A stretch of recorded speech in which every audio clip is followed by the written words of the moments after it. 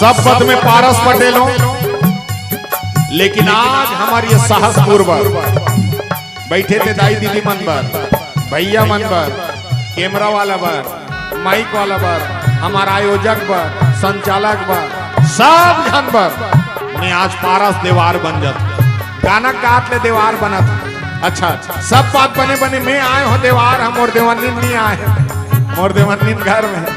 जेला जेला पैसा चढ़ा माने चढ़ा दो दाई हो काबर में मांग जात के खात हो मोरा बड़ा के लोग लइका है मोर नहीं मोर सुरा के 25 ठन पीला है आज 4 ठन पीला धर के किंजरत तो देवार के गायक तरीका दे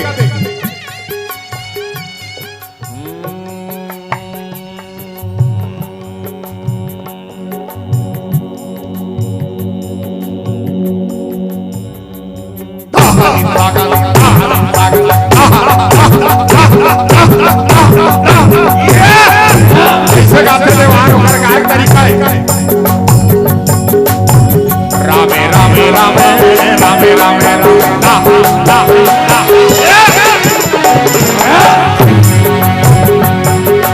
हरि भजन संगे पेड़ा पारी हरि भजन कामे संगे पेड़ा पारी ये रामे रामे रामे रामे रामे रामे हरि ये रामे रामे रामे रामे भैया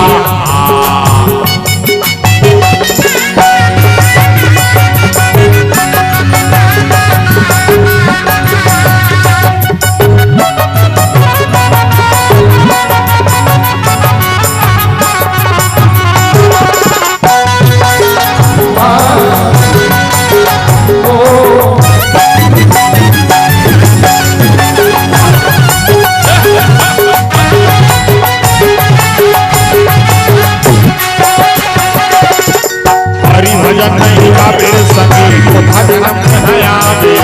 भजन में आवे संगे सिल लोढ़ा लाला दाग देते की पटी बनारी आवे हरि भजन नहीं गावे संगे बोली भजन में आवे आधारा की हवा हवा बनारी आवे